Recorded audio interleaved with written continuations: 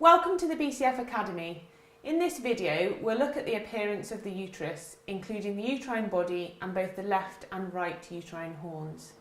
Please note that the videos in this series are intended as how-to guides and we won't be discussing image interpretation or management of the mare. Today we're scanning with a GE Logic R7 and a linear rectal probe, and we've set the frequency to about 7 MHz and we're scanning at a depth of around 6 centimetres, with ideally a single focus point to maximise image quality.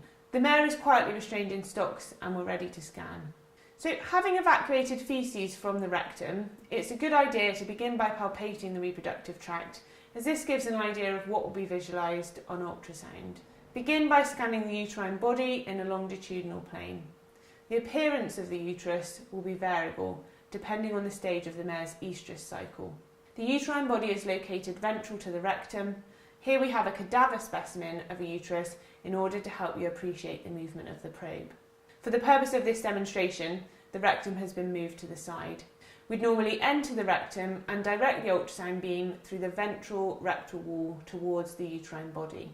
Here is the probe passing along the uterine body in a longitudinal plane until we reach the bifurcation of the uterus. At this point, it's possible to follow the left or right uterine horn, and for right-handed people, the left horn may be slightly easier and vice versa for left-handed scanners. The probe is not reorientated, therefore the uterine horns will appear in transverse or cross-section in the image.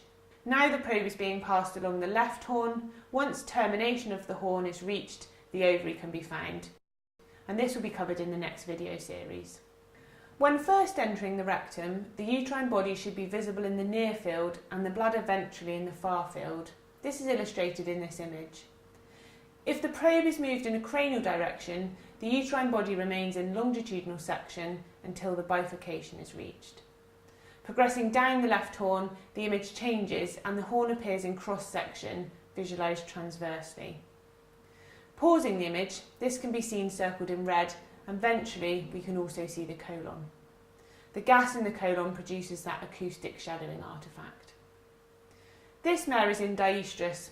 The uterus has a relatively uniform, hyperechoic appearance compared with other tissues. The folded mucosal lumen gives a characteristic spoke and wheel appearance when viewed in transverse section. During estrus, the uterus becomes edematous, giving the uterus a more hypoechoic appearance, which we can see in this image. The edema pattern will vary slightly throughout estrus. The more edema, the more hypoechoic the uterus will appear on ultrasound. If fluid accumulates within the lumen of the uterus, the lumen becomes more obvious within the image. In this image, we can see the uterine body in the near field, the bladder in the far field, and the uterus has a wider anechoic or black lumen.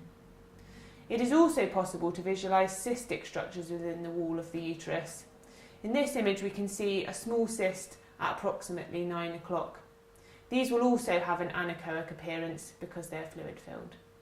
Thanks very much for watching. We hope you enjoyed this video.